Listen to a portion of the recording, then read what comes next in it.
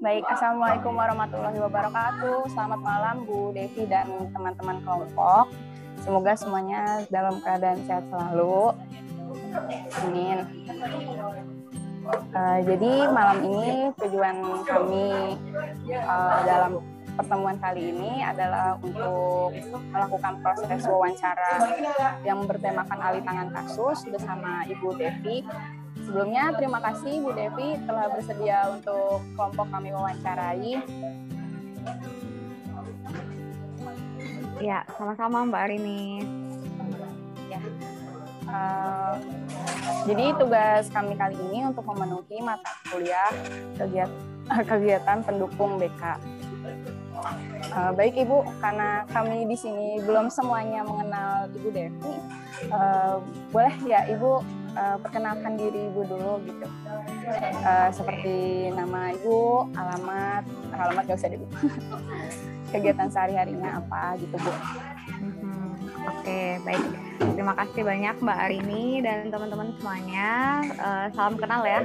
Mungkin hanya Mbak Arini yang pernah Bu Devi ajar ya. Sebelum untuk teman-teman yang lain sepertinya saya belum pernah mengajar. Jadi salam kenal ya. Nama lengkap saya Devi Ratnasari. Mungkin agak mirip artis ya, Devi Ratnasari. Cuma beda V dan S gitu ya. Oke, saya aslinya dari Sidoarjo. Mungkin kelihatan ya medoknya. Untuk background pendidikan, kalau S1 di Universitas Negeri Surabaya atau UNESA, mengambil prodi bimbingan dan konseling. Lalu S2-nya mengambil prodi BK juga di UPI, Universitas Pendidikan Indonesia di Bandung. Dan tahun 2020 kemarin, Bu Devi juga baru selesai menempuh PPK, Pendidikan Profesi Konselor dari Universitas Negeri Padang. Dan untuk kegiatan sehari-hari, Bu Devi mengajar di prodi BK di Universitas Indraprasta PGRI, kampus kita tercinta, dari tahun 2016 hingga sekarang nih, berarti sudah sekitar 5 tahun seperti itu. Dan untuk tinggalnya sih, Bu Devi tinggal di Komplek Marinir Cilandak. Ya, mungkin ada yang dekat rumahnya dari Cilandak KKU. Nah, boleh mampir ya, silakan. Oke, mungkin itu aja Mbak Arini, perkenalan singkat dari saya. Baik Ibu, terima kasih perkenalannya Bu. Saya hampir lupa, tadi belum perkenalan kelompok nih Bu. Oh iya silakan, tak kenal maka tak sayang ya. Ya. Bisa dimulai dari saya dulu ya Bu. Jadi saya Arin Mauid, dari kelas S5E. Silakan teman-teman. Oke, mungkin Bu Heni boleh. Iya, perkenalkan nama saya Heni Nurgiana. Saya dari kelas S5I juga. Berikutnya mungkin kenal. Iya. Kenal namanya doang. Lihat di IG. Barakallah kemarin Devi ya. Ya, berikutnya Kurnia. Baik, perkenalkan nama saya Kurnia Aulia Arini dari kelas S5E. Salam kenal ya Mbak Kurnia ya panggilannya? Bu. Iya Bu, benar.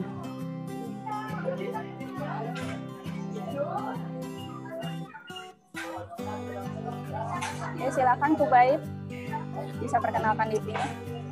Halo.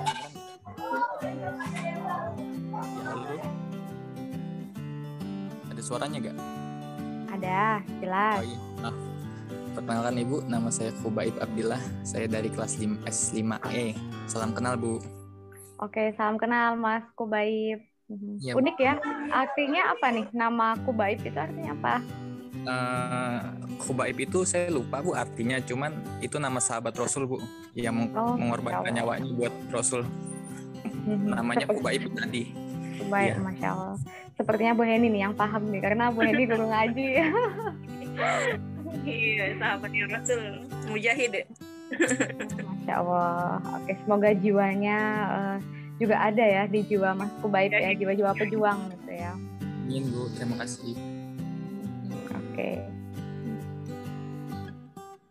Ya, baik semua teman-teman udah kenalkan dirinya ya. Ibu, mohon maaf, kelompok kami ada 3 orang lagi sebenarnya. Yang satu sedang berhalangan karena sedang sakit, dan yang 2 nggak tahu kabarnya nih Bu. Oh ya udah nggak apa-apa. Jadi mohon maaf banget yang lain nggak bisa join. Nggak apa-apa.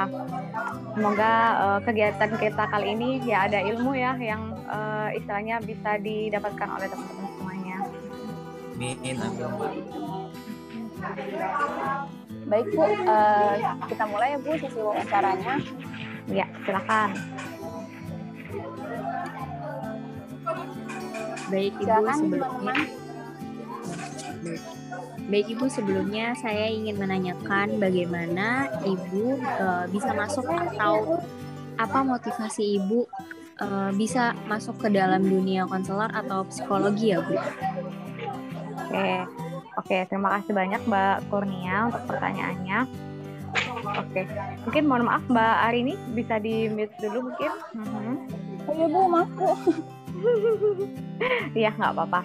Oke, jadi kenapa sih awalnya saya masuk di bimbingan dan konseling ya? Nah, awalnya itu kalau waktu kuliah, sebenarnya Bu Devi itu ngambil PGSD sebenarnya karena ayah Bu Devi, ibu Bu Devi, kakak Bu Devi itu guru SD semuanya. Tapi qadarullah Bu Devi nggak keterima di PGSD. Nah, keterimanya di BK. Nah, sebenarnya ingin ngambil psikologi, tapi orang tua menganjurkan mending pendidikan. Kalau nggak ngambil pendidikan, mending nggak usah kuliah. Nah, akhirnya Bu Devi milih jalan tengah. Karena di UNESA waktu itu BK itu ada di jurusan psikologi pendidikan. Nah, jadi ambil jalan tengah, mengambil psikologi pendidikan, ya, prodi bimbingan dan konseling. Nah, ternyata setelah kuliah, Bu Devi ngerasa nyaman, cocok. Bu Devi menganggap kuliah itu kayak ikut seminar karena materi yang diberikan oleh dosen itu sangat aplikatif ya untuk diterapkan sehari-hari. Misalkan ada tentang perkembangan anak, lalu bagaimana cara kita melakukan konseling dan sebagainya. Jadi istilahnya udah jatuh cinta seperti itu. Nah, akhirnya setelah lulus S1, Bu Devi bertekad melanjutkan S2, dan ketika mengajar di Unindra ada tawaran untuk melanjutkan ke PPK, Bu Devi ambil. Dan ya alhamdulillah semester ini Bu Devi melanjutkan di S3 BK di UPI. Jadi alhamdulillah tetap bisa istiqomah di BK gitu ya. Mohon doanya ya teman-teman agar nanti Bu Devi juga bisa lancar studinya sehingga bisa mendalami ilmu BK ini dan bisa bermanfaat. Seperti itu ceritanya Mbak Kurnia dan teman-teman semuanya. Baik, berarti Ibu masuk di dunia BK ini karena memang sebenarnya tujuan utamanya itu karena keluarga ya Bu? Iya, betul. Baik Bu. Baik Bu, terima kasih Bu atas jawabannya. Sama-sama Mbak Kurnia. Boleh dilanjut lagi teman-teman yang mau bertanya? Iya, Ibu, saya mau tanya Bu. Ya, Mas Kubaib. Selama Ibu di dunia konseling ini, metode apa aja sih Bu yang sering Ibu gunakan dalam setiap menangani sebuah kasus, klien Bu? Oke, terima kasih banyak Mas Kubaib. Sebelum Bu Devi lanjut studi S2, Bu Devi itu sempat ngajar di SMP ya selama sekitar 8 bulan. Dan pengalaman 8 bulan itu luar biasa karena SMP yang Bu Devi ajar itu permasalahan siswanya itu cukup kompleks, bahkan di luar ekspektasi begitu ya. Ada yang anaknya PSK gitu, bahkan PSK-nya itu dilakukan di rumah dan anak itu melihat begitu ya. Ada yang anaknya jadi korban pelecehan seksual oleh ayah tirinya karena mereka itu tidur dalam satu kos gitu ya. Jadi ada ibunya, ayah tirinya, lalu siswa tersebut gitu. Lalu ada juga yang orang tuanya itu sebagai pemulung dan sebagainya begitu ya. Jadi di usia SMP begitu kompleks permasalahannya. Nah, mungkin ini Bu Devi awali metode yang Bu Devi lakukan ketika mengajar di SMP ya. Nah, sebelum nanti Bu Devi sharing pengalaman konseling dengan mahasiswa. Jadi, kalau ketika Bu Devi ngajar di SMP, beberapa permasalahan memang kebanyakan pergaulan. Anak SMP itu lebih banyak ada yang berantem sama kakak kelas, misalkan rebutan cowok seperti itu. Ada yang istilahnya nggak bisa maafin temennya karena melakukan kesalahan. Intinya kalau bisa disimpulkan itu masalah pergaulan dan juga masalah keluarga yang juga cukup banyak. Misalkan ayahnya misalkan ketahuan selingkuh dan yang tahu itu adalah justru anaknya gitu, karena pernah melihat ayahnya itu misalkan bertemu dengan selingkuhannya seperti itu dan sebagainya. Nah, metode yang Bu Devi gunakan awalnya memang konseling individu dengan menggunakan model konseling tertentu yang sesuai dengan permasalahan siswa dan karakteristik siswa juga, karena bisa jadi siswa A dan siswa B misalkan permasalahannya sama, tapi model konselingnya itu bisa berbeda karena melihat karakteristik dari kedua siswa tersebut seperti itu. Nah, jadi awalnya konseling individu. Misalkan kalau istilahnya hasilnya belum optimal, maka Bu Devi akan melakukan home visit seperti itu. Misalnya yang pernah Bu Devi lakukan atau Bu Devi tangani itu salah satu siswa perempuan ya, kelas 9. Jadi dia itu memang sering tidak masuk sekolah seperti itu. Nah, awalnya ya Bu Devi lakukan konseling individu, pendekatan, namun masih tetap seperti itu. Lalu Bu Devi melakukan home visit beberapa kali dan ternyata anak ini istilahnya tuh MBA ya, Married by Accident gitu ya. Padahal dia sudah mau sedikit lagi itu udah mau ujian nasional karena waktu itu kan masih ada UNAS seperti itu ya. Nah, seperti itu. Jadi memang kegiatan pendukung BK itu penting ya untuk melengkapi layanan yang sudah kita lakukan namun belum optimal seperti itu. Nah, itu metodenya. Yang pertama konseling individu, lalu jika kurang optimal maka melakukan kegiatan pendukung, diantaranya home visit, ada referral juga. Namun kalau referral Bu Devi belum sampai melakukan lebih detail ya ketika di SMP. Namun ketika di perguruan tinggi, ketika mendapatkan klien mahasiswa, sebenarnya Bu Devi istilahnya agak menangkap klien ini mempunyai beberapa ciri yang dia itu memang harus dirujuk ke psikiater gitu ya. Jadi ada ciri-ciri semacam bipolar seperti itu. Namun karena Bu Devi kan konselor ya, tidak memiliki wewenang untuk mendiagnosis. Yang memiliki wewenang mendiagnosis itu adalah psikolog, dan yang bisa juga untuk menangani adalah psikiater. Apalagi kalau bipolar itu biasanya penanganannya ada semacam obat-obatan medis ya, karena pernah juga Bu Devi mendapatkan klien yang dia itu bipolar dan dia juga sudah ke psikiater, dan itu obat itu harus dikonsumsi seterusnya. Jadi kalau tidak dikonsumsi itu bisa kambuh seperti itu. Nah, jadi ketika di SMP tadi gambarannya seperti itu ya, melalui konseling individu, lalu juga konseling kelompok seperti itu, karena usia SMP menganggap pertemanan itu penting. Kadang mereka lebih percaya apa yang dikatakan oleh temannya daripada apa yang dikatakan oleh orang dewasa. Jadi kalau teman-teman misalkan mengajar di SMP atau SMA itu sebenarnya menarik sekali kalau kita membuat konseling kelompok, karena ada dinamika, mereka saling bisa kebuka pikirannya. Oh, ternyata cara kamu kayak gitu ya, kenapa ya aku selama ini nggak kepikiran, nah, misalkan seperti itu. Jadi itu akan lebih bermanfaat gitu daripada misalkan kita hanya dengan kita, mungkin akan lebih efektif juga kalau dikolaborasikan dengan pelayanan seperti itu Mas. Baik, untuk yang di SMP ya. Kalau yang di perguruan tinggi, kebetulan Bu Devi juga jadi konselor di UPBK, karena Unindra punya UPBK, Unit Pelayanan Bimbingan dan Konseling. Memang masih sebatas konseling individu ya kalau untuk mahasiswa, karena memang tataran berpikirnya kalau mahasiswa kan istilahnya udah lebih bisa kognitifnya ya, bisa lebih berpikir abstrak, lebih bisa menggabungkan beberapa ide dan sebagainya. Seperti itu Mas Kubaib dan teman-teman semuanya. Baik Bu, cukup. Terima kasih Bu. Ya, sama-sama Mas Kubaib.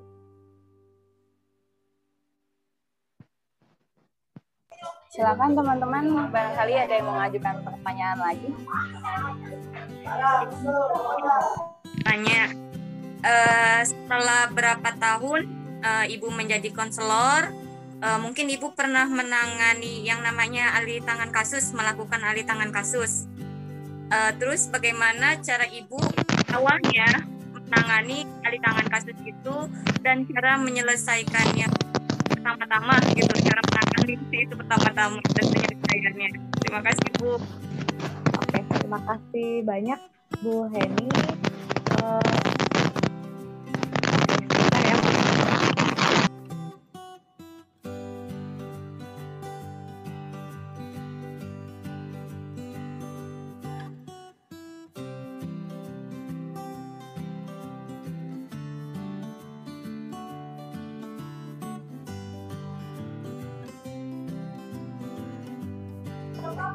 Bu Devi.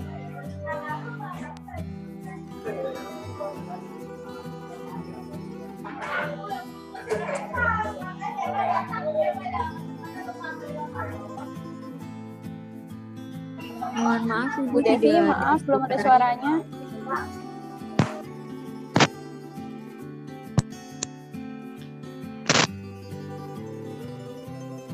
Oke, bisa terdengarkah teman-teman? Udah Bu. Alhamdulillah udah jelas Bu. Ya, Bu. Oh ya, alhamdulillah. Oke, kita lanjutkan kembali ya. Mohon maaf untuk gangguan teknis. Ya, jadi tadi pertanyaan Bu Heni terkait layanan restoran ya. Oke. Iya. Selama saya menjadi konselor, memang untuk referralnya belum pernah saya yang benar-benar istilahnya itu mendetail. Bu Devi hanya sebatas ingin merujuk, ingin mereferalkan klien, namun klien itu menolak seperti itu. Nah, itu kan juga hak klien ya untuk menolak, kita nggak bisa memaksakan. Padahal sebenarnya kalau Bu Devi lihat, yang tadi Bu Devi ceritakan ya, jadi dia ada mengarah ke bipolar seperti itu, dan Bu Devi lihat memang ada semacam gangguan kepribadian karena dia pernah merasakan trauma yang cukup besar sampai ada di tahap dia itu kayak suka melihat orang lain itu kesakitan. Contohnya misalkan ada kecelakaan, seorang anak kecil yang mengeluarkan banyak darah, lalu ibunya panik. Nah, menurut klien ini lucu katanya. Saya itu ketawa loh Bu, melihat seperti itu. Jadi kadang dia juga melihat video YouTube yang ditonton itu, misalkan ada atlet sepak bola yang habis jatuh, misalkan kakinya terkilir, lalu ketika ada tukang urut gitu ya, ketika dipijat atlet ini menjerit. Nah, itu menurut dia itu lucu, itu fun. Nah, seperti itu ya. Jadi ada beberapa istilahnya itu ciri yang dia ceritakan itu sebenarnya ada mengarah pada gangguan kepribadian gitu. Nah, sehingga butuh untuk didiagnosis lebih lanjut oleh psikolog dan ditangani juga oleh psikiater. Namun klien ini menolak seperti itu Bu Heni. Jadinya tidak saya referalkan.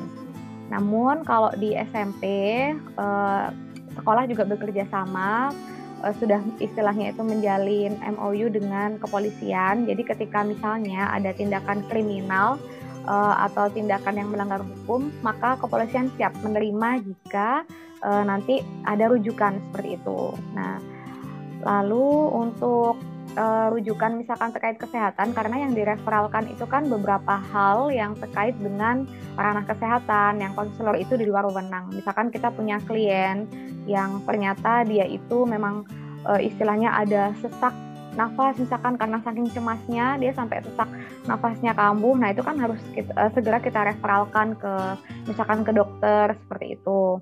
Lalu juga yang ranahnya berkaitan dengan kondisi abnormal, misalkan kayak kesurupan, nah seperti itu. Nah, kadang memang di masyarakat menganggap guru BK itu serba bisa gitu ya, karena pengalaman rekan Bu Devi ketika ada kesurupan itu guru BK yang dipanggil, ini gimana? Nah itu. Nah, kalau memang di luar wewenang kita, maka bisa kita referalkan misalkan ke ustadz atau, tapi nggak tahu lagi nih Bu Heni karena guru ngaji juga. Nah, jadi nanti guru BK yang bisa juga mungkin ya ketika ada siswa yang kesurupan untuk menangani begitu ya. Nah, seperti itu contoh-contohnya kalau di lapangan. Dan kalau terkait narkotika, nah biasanya ini juga pihak BNN ya yang istilahnya siap untuk menerima rujukan atau referral itu. Jadi saya juga mohon maaf ya untuk kelompok karena belum ada pengalaman yang benar-benar referral secara detail.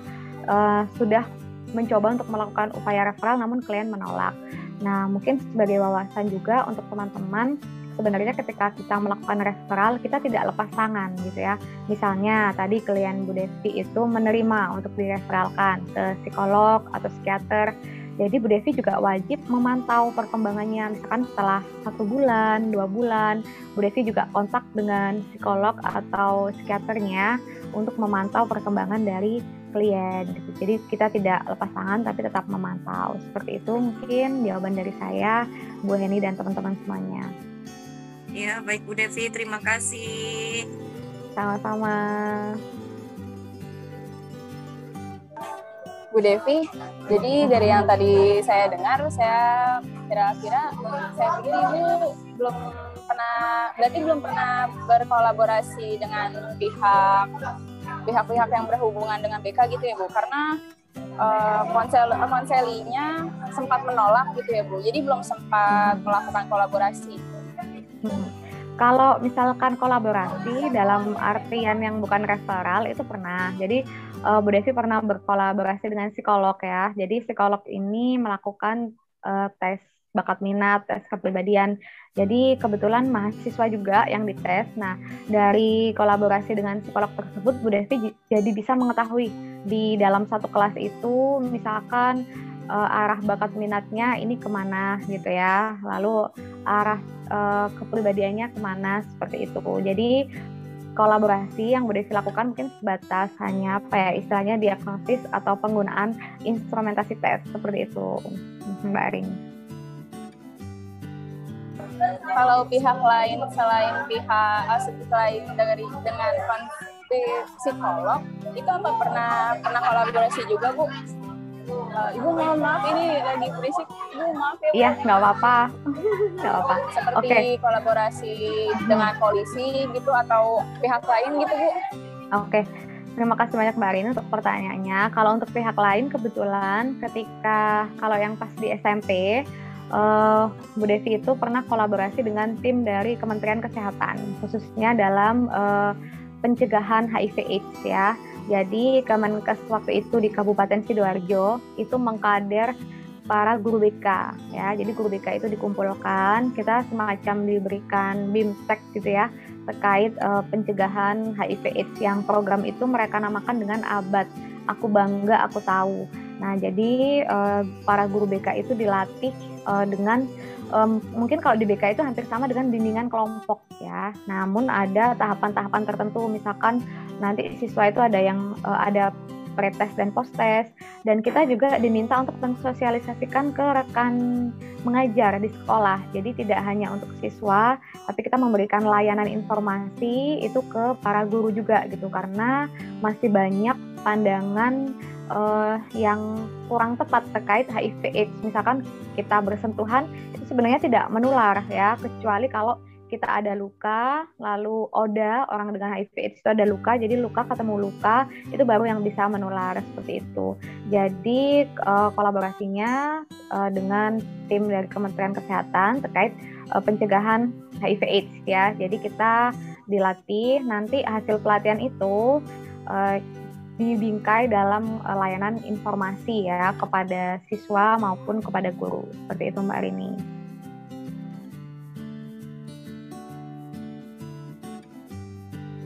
Halo Mbak Arini. Oh iya, satu lagi ya tambahan, kalau misalkan di perguruan tinggi kebetulan Bu Devi juga mendapatkan amanah dari Prodi untuk menjadi salah satu wakil juga dari Unindra untuk mengikuti kegiatan kerjasama dengan Dinas PPAPP DKI Jakarta, Dinas Pemberdayaan Perlindungan Anak ya dan Perempuan. Nah, jadi di Unindra itu ada pos SAPA, pos Sahabat Perempuan dan Anak, yang menjadi tempat pengaduan jika ada kekerasan fisik, kekerasan seksual ya, yang dialami oleh Sivitas Akademika Unindra maupun masyarakat umum di sekitar Unindra. Karena seperti fenomena gunung es ya, kekerasan itu yang dilaporkan hanya sedikit, namun faktanya itu sebenarnya banyak, seperti itu. Dan di kolaborasi ini sudah 2 tahun berjalan ini kegiatannya kita melakukan webinar, lalu juga ada pelatihan juga dari DPP APP, karena DPP APP itu punya unit khusus yang menangani kekerasan terhadap perempuan dan anak, namanya P2 TP2A, ya, itu pusat pelayanan terpadu ya terhadap perempuan dan anak, dan itu memang sangat banyak dibutuhkan ya konselor, bahkan mereka juga istilahnya itu melatih konselor. Kalau Bu Devi kan istilahnya di jalur konselor profesional karena di pendidikan akademik. Nah, namun di setiap kelurahan itu juga ada konselor keluarga seperti itu. Jadi dibentuk ya, karena memang saat ini banyak dibutuhkan, dan berdasarkan penelitian kekerasan itu justru banyak dialami di lingkungan keluarga. Nah, seperti itu. Jadi kerjasama dengan DPP APP ini istilahnya ya sangat menarik ya, apalagi berkaitan dengan BK, bimbingan dan konseling ya. Jadi kita selaku konselor memang penting ya untuk terlibat dalam menangani kekerasan. Namun tidak hanya konselor juga untuk menangani kekerasan, harus ada pihak yang dari hukum, pihak yang dari medis untuk melakukan visum seperti itu.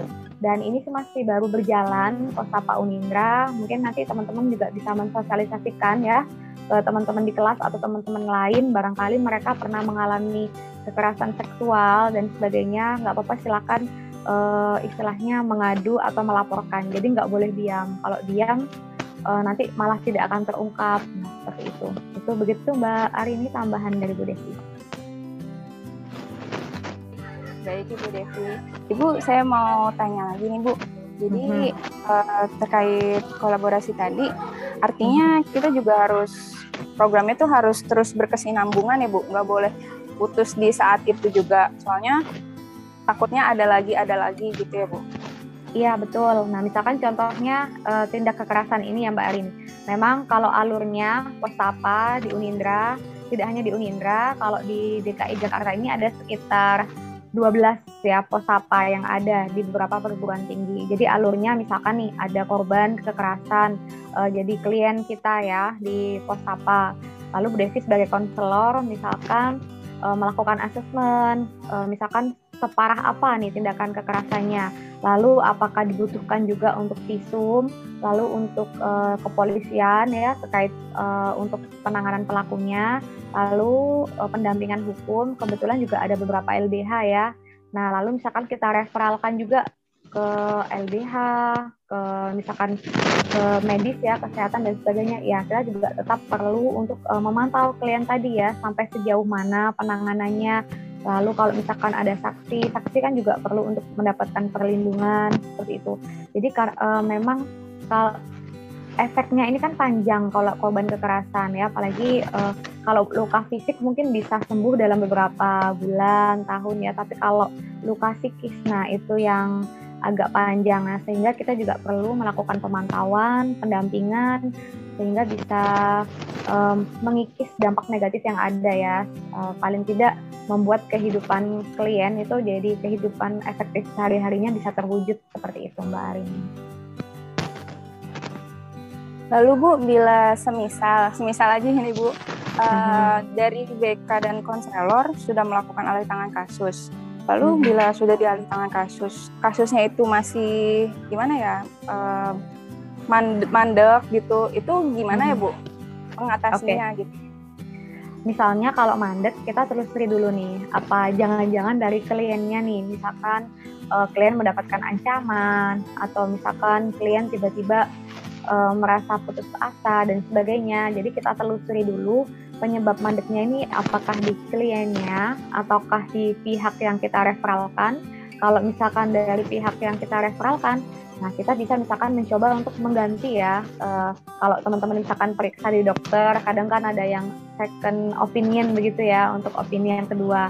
Nah begitu juga dengan referral. Kalau misalkan dirasa ada ketidaknyamanan sehingga mandek, nah kita bisa istilahnya juga mengkomunikasikan ke pihak awal yang kita referalkan, bahwa kita istilahnya juga minta izin untuk jika tidak ditangani lebih lanjut, mungkin kita izin untuk mereferalkan ke pihak lain seperti itu. Jadi tetap ada komunikasi, tidak jangan ada dusta di antara kita gitu ya. Jadi harus tetap ada kulon wunnya ya kalau bahasa Jawanya seperti itu.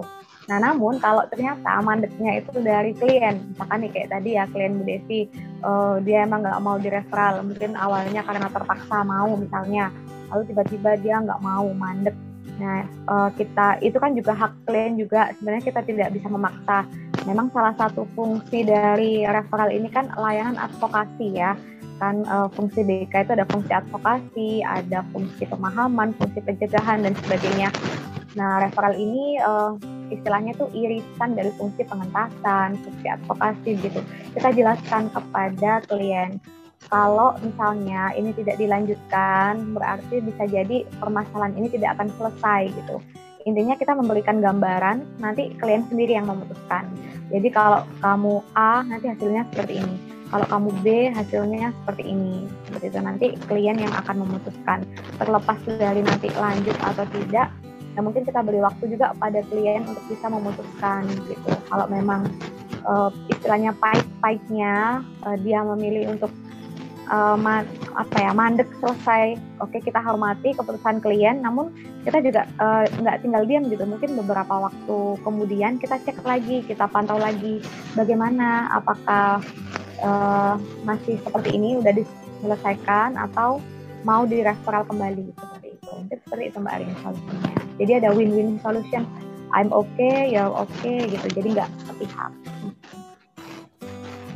Baik Bu, jadi kalau misalnya dalam alih tangan kasus ini setelah dioper ke satu pihak sudah mandek, berarti boleh dialihkan ke pihak lain asal ada komunikasi ya Bu?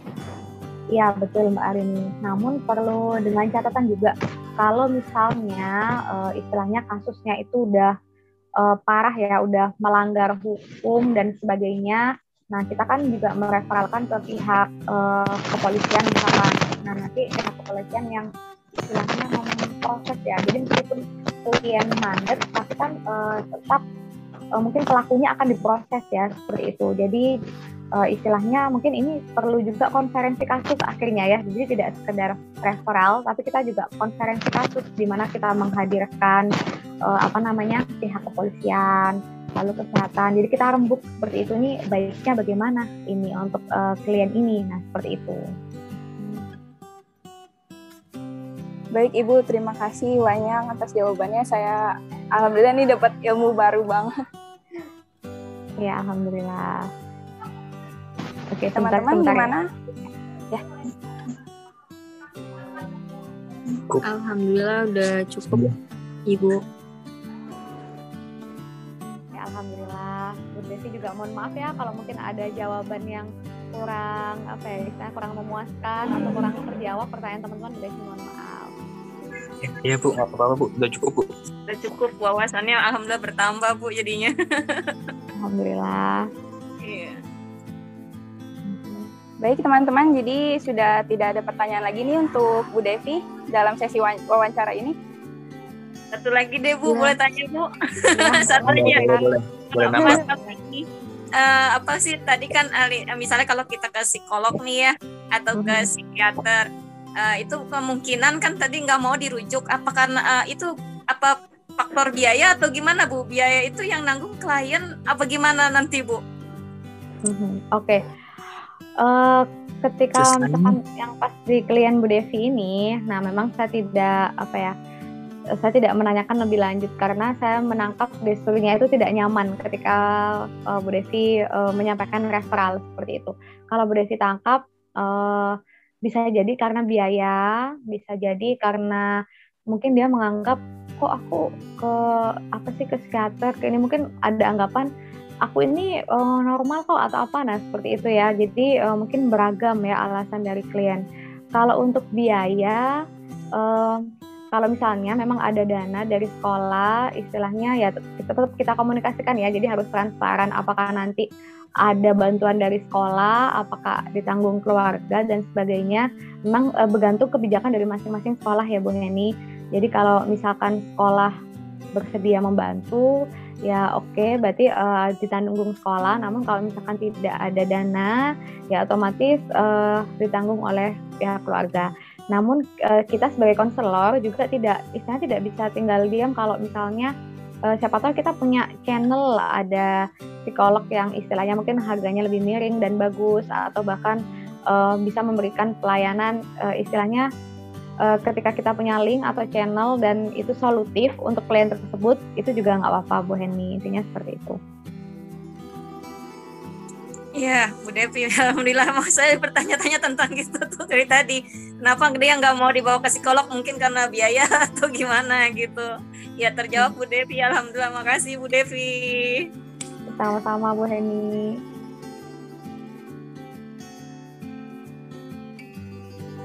Baik teman-teman, apa sudah cukup untuk sesi wawancaranya? Sudah. Bu. Alhamdulillah. Baik. Alhamdulillah malam ini kita dapat banyak banget ilmu baru ya dari wawancara bersama Bu Devi. Alhamdulillah, kalau teman-teman merasa ada ilmu, Bu Devi juga senang berbagi. Baik Ibu Devi, jadi wawancara malam ini sepertinya sudah saya cukupkan. Terima kasih sekali Bu Devi sudah menyediakan waktu untuk kami dan sudah menjawab pertanyaan banyak banget nih dari kami yang tadi. Iya, sama-sama Mbak Arini dan teman-teman semuanya. Semoga sukses selalu ya. Semoga perkuliahannya lancar. Sukses juga. Terima kasih banyak Ibu. Oke, sama-sama. Terima kasih banyak Ibu sudah meluangkan waktunya. Teman-teman juga terima kasih banyak. Ya, terima kasih juga. Mohon maaf untuk dari tadi saya agak gugup dan maaf jika ada salah-salah kata dari saya. Sekali lagi terima kasih Bu Devi dan teman-teman. Saya tutup ya wawancaranya. Sehat-sehat semuanya, sehat walafiat. Sehat selalu Bu Devi dan teman-teman. Insya Allah kalau ketemu lagi jadi udah tahu Bu Devi. Bu Devi, terima kasih ya Bu. Iya, sama-sama teman-teman semuanya. Ya, baik, saya tutup ya Bu. Iya. Assalamualaikum. Assalamualaikum Bu. Devi, terima kasih. Waalaikumsalam teman-teman Terima semuanya. kasih banyak Bu. Terima kasih banyak Bu. Iya, teman-teman semuanya.